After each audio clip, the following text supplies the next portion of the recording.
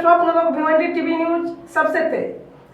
हमारे चैनल को देखने के लिए लाइक करें, शेयर करें और सब्सक्राइब करें और देखिए आज की ताजा तरीन खबर। भिवंडी तालुका ग्राम पंचायत कोन गांव में 8 गांव शिक्षण मंडल कोन संचालित 8 गांव विद्या मंदिर व कनिष्ठ महाविद्यालय कोन मराठी सेमी मराठी माध्यम स्नेह निमंत्रण सरपंच सम्मान 16।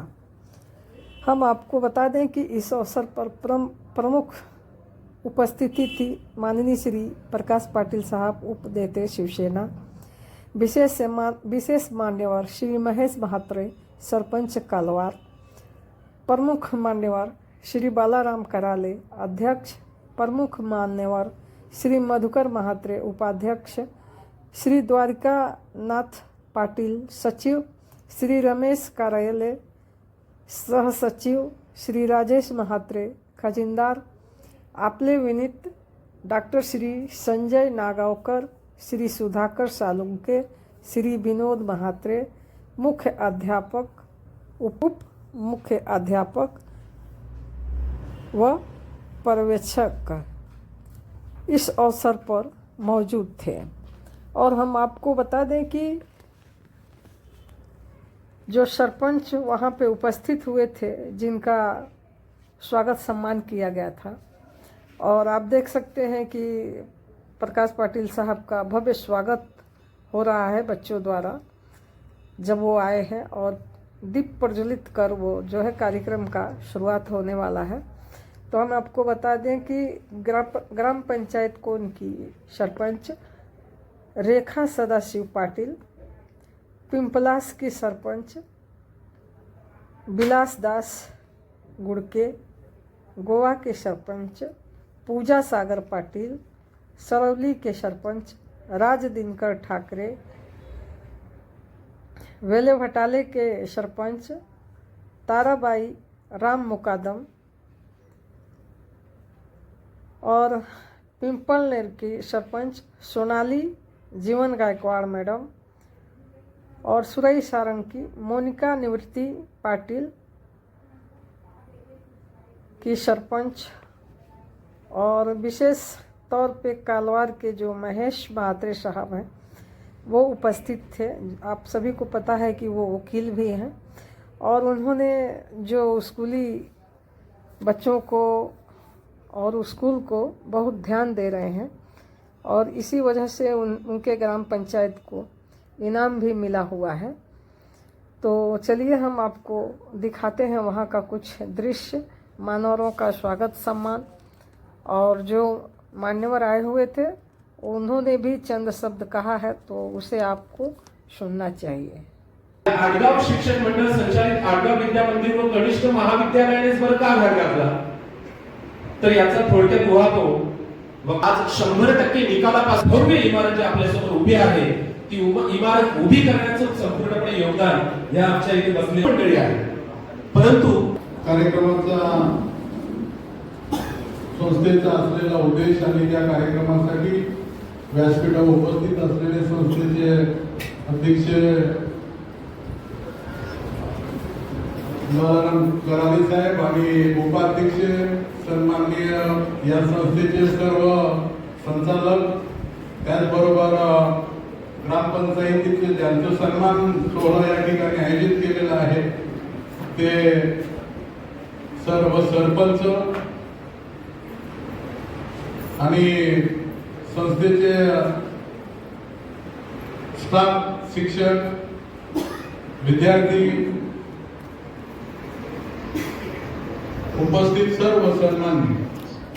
खरं म्हणजे संस्थेबद्दल ऐकून नक्कीच आपल्या संस्थेच्या अध्यक्षांचा, उपाध्यक्ष, सचिव, संचालकांचा मनापासून आपल्या कामाबद्दलचा मी अभिनंदन करतो। आपला आदर्श इतर संस्थांनी घ्यावा, इतर शाळांनी घ्यावा। शिक्षक आणि स्टाफ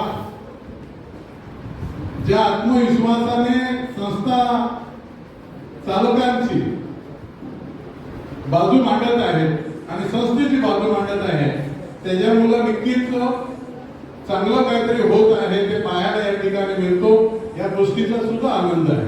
आणि म्हणून पंचायतीच्या सरपंचांच्या सन्मानाबरोबर त्या ग्रामपंचायती हद्दीमध्ये असलेल्या मराठी शाळा, त्या शाळेतले विद्यार्थी जे आहेत ते विद्यार्थी या अडगाव विद्यामंदिरामध्ये त्यांनी ऍडमिशन घेण्यासाठी विद्यार्थ्यांना पालकांना प्रोत्साहित करावा आणि जास्तचे विद्यार्थी या ठिकाणी अडगाव विद्यामंदिरामध्ये प्रवेश घेण्यासाठी त्यांचा सहकार्य सुद्धा व्हावा. कारण प्रत्येक सरपंच आणि सदस्य उपसरपंच त्या गावचं हे लोकशाही मधलं लोकप्रतिनिधी म्हणून जनमानसामध्ये त्यांचं योग्य स्थान असतो. आणि म्हणून त्यांनी जे काय लोकांना मार्गदर्शन केलं, विद्यार्थ्यांना मार्गदर्शन केलं, प्रोत्साहित केलं, तर नक्कीच इथली जी काय विद्यार्थ्यांची जी संख्या आहे ती वाढेल. आणि अर्ध इलेक्ट्रिकल एक कोर्स होता तो केला. त्यानंतर 13वी 14वी 15वी इकॉनॉमिक्स मराठी माध्यमातून केलं, परंतु ते करत असताना इकॉनॉमिक्सच्या सगळ्या नोट्स ह्या इंग्लिशमध्ये उपलब्ध असायच्या, त्या मराठीमध्ये करून इकॉनॉमिक्स पास झालो. बीएनएम कॉलेजमध्ये मी एकमेव विद्यार्थी असा आहे की जो एमए इंग्लिश इकॉनॉमिक्स मध्ये पास आहे. इंग्लिश एक वेळ पास होता येईल, परंतु इकॉनॉमिक्स मध्ये करत असताना सगळ्या नोट्स इंग्लिश मध्ये होत्या. त्या मराठीमध्ये करण्यासाठी मी मुंबईला देखील जायचो, विद्यापीठामध्ये कलिताला जायचो आणि तिकडे जाऊन त्या नोट्स मी इंग्लिश मधून मराठीमध्ये केल्या. एक मराठी माध्यमातून शिकलेला विद्यार्थी आज साहेब मी पंचायत समिती या ठिकाणी एक समग्र शिक्षणाचा विभाग आहे, त्यामध्ये साधन व्यक्ती म्हणून काम करतोय. आणि आपल्या भिवंडी तालुक्यामध्ये जेवढ्या मराठी माध्यमाच्या शाळा आहेत, जिल्हा परिषदेच्या असतील, अनुदानित असतील, बरोबर, आणि इंग्रजी माध्यमाच्या शाळा असतील, या सर्व शाळांमध्ये जेवढे इंग्रजी शिक्षक आहेत त्या सगळ्यांना जो काही सिलेबस बदलतो त्या सिलेबसचं मी SCRT पुणेला औरंगाबाद या ठिकाणी प्रशिक्षण घेत असतो आणि ते प्रशिक्षण आपल्या शिक्षकांपर्यंत पोहोचवत असतो आणि शिक्षक सगळे ते घेत असतात. मी एक मराठी शाळेतला विद्यार्थी साहेब, मला हे सांगायचं होतं म्हणून मी इंग्रजीतून सुरुवात केली. प्रयोग म्हणून त्याच्या गावामध्ये जो झडपी आता नुकताच आपण विषय ऐकला, मराठी शाळेत शिक्षण घेणं किती आणि मातृभाषेतलं शिक्षण घेणं किती जिक्रीचे आहे, त्याच्यासाठी त्यांनी एक कल्पना राबवली. त्यांनी झेडपी शाळेमध्ये जो ऍडमिशन घेईल त्याची त्यांच्या हातामध्ये असलेलं म्हणजे 73 घटनेमध्ये जी दुरुस्ती झाली त्या दुरुस्तीप्रमाणे 29 ज्या शक्ती ग्रामपंचायतला दिलेल्या आहेत त्या शक्तीचा वापर करून या सरपंचांनी घरपट्टी माफ केलेली आहे. म्हणजे ही गोष्ट नक्कीच कौतुकास्पद आहे, अभिमानास्पद आहे. असे नवनवीन प्रयोग करणारे आपले लाडके सरपंच हे जरी आपल्या आडगाव परिसरामध्ये किंवा आडगाव परिवारामध्ये एक त्याचा अनुभव शेअर करण्यासाठी आलाय, त्याचा आज आपण टाळ्यांनी स्वागत करून त्यांना 2 शब्द तन्मयतेने ऐका त्यांचे काय विचार. कारण त्यांचं मी आता नुकताच त्यांनी जी आपली शाळा बघितली, प्रत्येक ठिकाणी त्यांनी 2 प्रश्न उपस्थित केले. म्हणजे त्यांना अशा नवीन प्रयोग बघण्यामध्ये आणि त्याच्याबद्दल माहिती घेण्यामध्ये खूपच त्याची त्याची इच्छा बघितली, म्हणून त्यांना आता 2 शब्द बोलत आहे. छत्रपती शिवरायांना मानवंदना करत आहे. विद्यामंदिर व कनिष्ठ महाविद्यालय कोर या संस्थेने जो कार्यक्रम आयोजित केला आणि त्या ठिकाणी सर्व मंडळांचा, सर्व शिक्षक वर्ग आणि विद्यार्थ्यांचा आभारी आहे. मित्रांनो, मी ग्रामपंचायतीमध्ये एक विषय मांडला आमच्या की आपण फक्त मराठी शाळा टिकली पाहिजे, मराठीमध्ये विद्यार्थ्यांनी शिक्षण घ्यायला पाहिजे, हे फक्त कागदावर बोलतो, चर्चा करतो, याचा कुठेतरी आपण एक ठोस पाठपुरावा केला पाहिजे. आणि त्या अनुषंगाने आमच्या मासिक सभेमध्ये मी विषय मांडला की आपण आपल्या गावातील जे विद्यार्थी मराठी शाळेमध्ये प्रवेश घेतील त्या सर्व विद्यार्थ्यांच्या पालकांना घरपट्टीत 100% सूट देऊया. माझ्या एकही सदस्यांनी कोणीच विरोध केला नाही, चर्चा नाही आणि सर्वांनी सर्वानुमते एका सेकंदात या विषयाला अनुमोदन दिलं आणि हा विषय आम्ही मार्गी लावला. आज या विषयाची एवढी स्तुती होत आहे आणि व्हायलाही पाहिजे. आता विनायक पाटील सरांनी सांगितलं, मी त्यांच्या एवढा चांगला वक्ता नाहीये, कारण आम्हाला ते ज्यावेळेस पंचायत समितीमध्ये कार्यक्रम असतात तेव्हा ते आम्हाला मार्गदर्शन करत असतात. केवळ आपण कागदावर बोलून होत नाही. एक विज्ञानाचा सर्वे आहे असा की ज्या वेळेस मूल 5 वर्षाचं असतं त्यावेळेस त्या मुलाला मातृभाषेमध्ये 80% शब्द समजलेले असतात. म्हणजे त्याला जवळजवळ पूर्ण 80% मातृभाषा कळलेली असते. परंतु आपण त्याच विद्यार्थ्यांना घरात वेगळे शब्द बोलतो, तिथं गेल्यावर घरी मांजर बोलतो, तिथं गेल्यावर कॅट बोलत असतो. त्याला 2 भाषा शिकायला त्याच्यावर आपण प्रेशर टाकत असतो आणि कुठेतरी विद्यार्थ्यांच्या मानसिक वाढीसाठी आपण नुकसान करत असतो. सरांनी आता सांगितलं की मराठी शाळेचे विद्यार्थी कुठंच कमी नाही. माझ्या शाळेतील विद्यार्थिनी आता नुकतीच MPSC एक्झाम पास होऊन पाटबंधारे विभागामध्ये असिस्टंट इंजिनियर म्हणून पदभार सांभाळत आहे.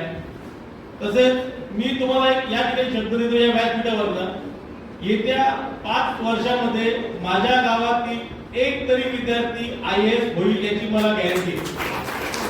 ज्या पद्धतीने माझ्या शाळेतील सर्व शिक्षक वर्ग ज्या पद्धतीने मुलांचा पाया घडवत आहे त्याच्यामुळे मला हा आत्मविश्वास आहे.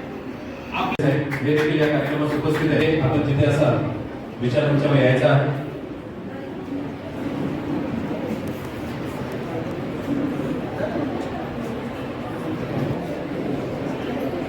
कामाच्या मुळे आपला कार्यक्रम जेल लावून गेले ते प्रकाश पाटील साहेब या सत्कार आहे, सत्कार आहे म्हणून 2 ग्रामपंचायतीच्या सरपंच मॅडम उपस्थित आहेत.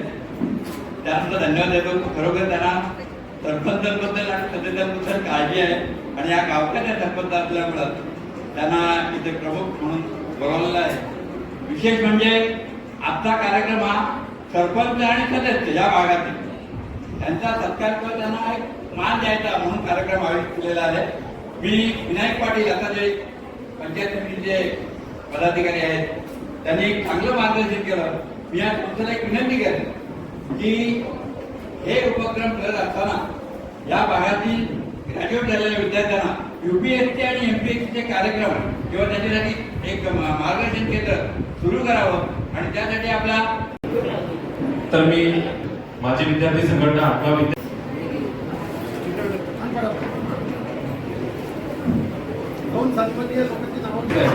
त्यांचं देखील या ठिकाणी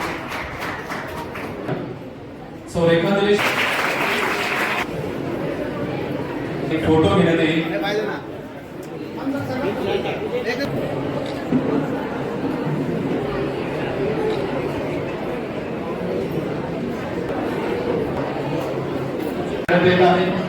सर्वांना माहिती शाल सर्वांचिन्ह जोरदार टाळ्या वाजून या ठिकाणी आपण ग्रामपंचायत गोवे श्री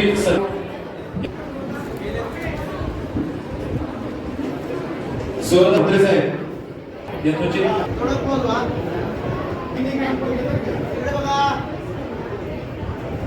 सदस्य सरवली व ठाकूरपाडा संस्थेचे अध्यक्ष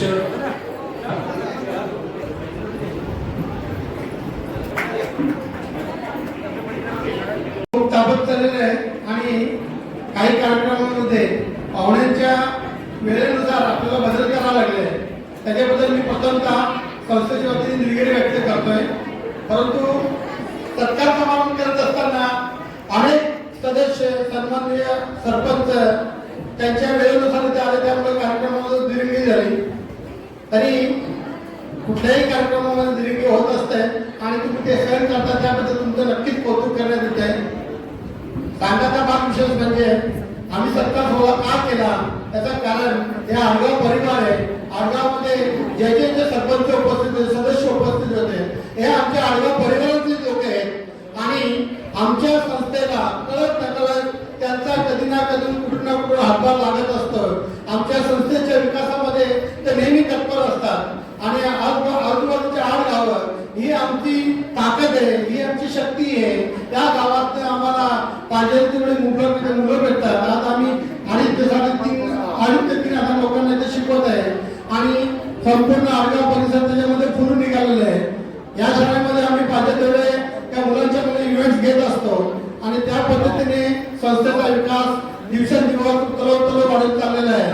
सांगायला मला विशेष कौतुक वाटेल का सकाळी जेव्हा प्रथम 10:30 वाजता जे काही सदस्य आले, जे काही सरपंच आले, जे काही आमचे प्रमुख पाहुणे आले, त्यांना आम्ही अभिमानाने आमची शाळा फिरून दाखवली आणि त्यांनी सुद्धा अभिमानाने ती शाळा संपूर्ण बघितली आणि त्यांनी आमच्या कळत नकळत आमची वाहवा केली. त्यांच्या चेहऱ्यावरचं समाधान आणि त्यांचे आमच्याबद्दलचं प्रेम बघून आम्हाला आमची छाती फुगल्यासारखी वाटली.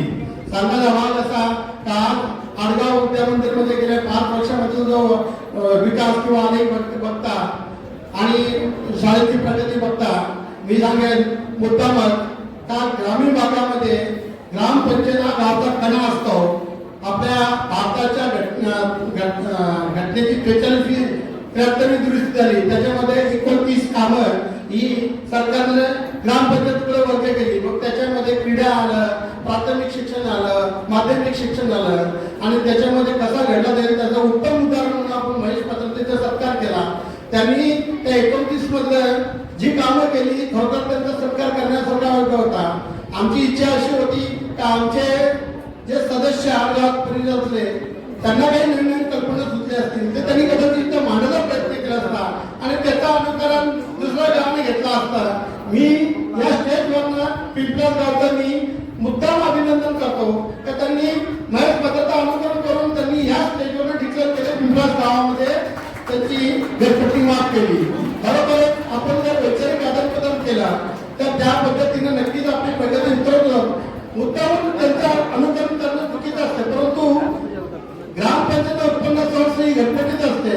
पण त्या घरपट्टीवरती पाणी सोडून त्यांनी गावाचा विकास कशा पद्धतीने केला जाईल, गावाचा एक जर नागरिक सक्षमपणे घडवला तर तो नक्कीच गावाला पुढे नेईल आणि इथे प्रत्येक व्यक्तीने ती गोष्ट सिद्ध करून दाखवली.